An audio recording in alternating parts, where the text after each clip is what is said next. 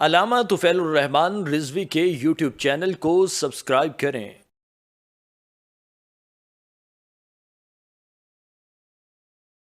بسم اللہ الرحمن الرحیم۔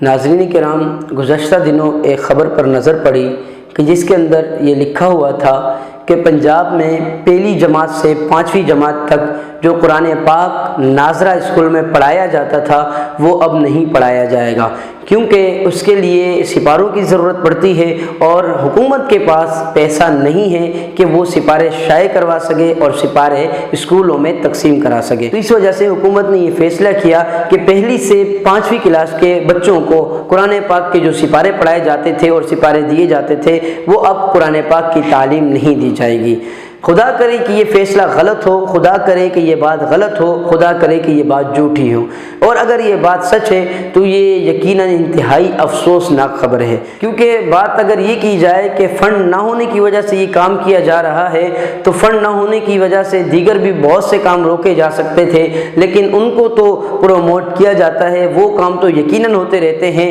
لیکن جس کی اہمیت ہماری نظر میں نہیں ہے وہ صرف یہی قرآن پاک ہی رہ گیا تھا کہ قرآن پاک کی اہمیت ہماری نظر میں نہیں رہ گئی کوئی بھی، کہ ہم قرآن پاک کو ہی نکال رہے ہیں، قرآن پاک کو ہی نصاب سے ختم کر رہے ہیں اور قرآن پاک کی تعلیم سے بچوں کو محروم کر رہے ہیں۔ خدا را اگر حکومت کے پاس پیسے نہیں ہیں اور فنڈ نہیں ہے کہ وہ بچوں کو قرآن پاک کے سپارے دے سکے تو خدا را کسی ویلفیئر ادارے سے رابطہ کر لیا جائے، کیونکہ ہم مسلمان ہیں اور پاکستان میں اکثریت آبادی جو ہے مسلمانوں کی ہے، اور اللہ نے بہت سے لوگوں کو نوازا ہے اور یہ صلاحیت اللہ نے انہیں دی ہے کہ وہ پورے پاکستان کے اسکولوں کے اندر قرآن پاک کی تعلیم دلوا بھی سکتے ہیں اور سپارے بھی تقسیم کروا سکتے ہیں۔ تو خدا را اگر آپ کے پاس حکومت کے پاس فنڈ نہیں ہے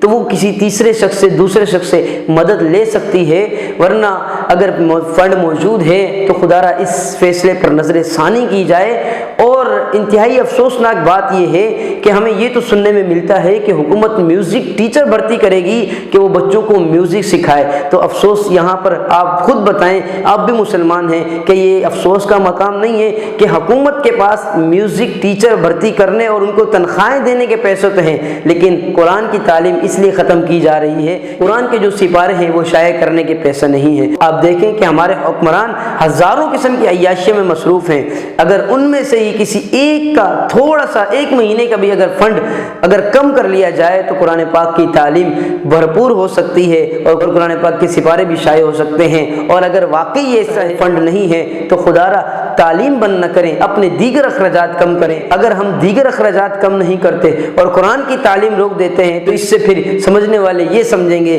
کہ ہمارے نزدیک قرآن کی اہمیت سب سے آخری ہے اور کوئی اہمیت نظر میں نہیں ہے۔ اس وجہ سے اخراجات جب کم کرنے کی بات آئی تو قرآن کے جو ہے سپارے ختم کر دیے لیکن دیگر اخراجات کم نہ کیے، تو خدا را اس پر نظر ثانی کی جائے اور خدا کرے کہ یہ فیصلہ غلط ثابت ہو اور اس فیصلے کو روک دیا جائے اور نافذ نہ کیا جائے۔ اللہ رب العزت ہمارے پاکستان پر اپنا خصوصی رحم و کرم فرمائے، اور جو اس طرح کے لوگ حکومتوں میں بیٹھے ہوئے ہیں جو قرآن کو روکنا چاہ رہے ہیں، قرآن کی تعلیم کو روکنا چاہ رہے ہیں، اللہ انہیں ہدایت نصیب عطا فرمائے۔ آمین بجاہ النبی۔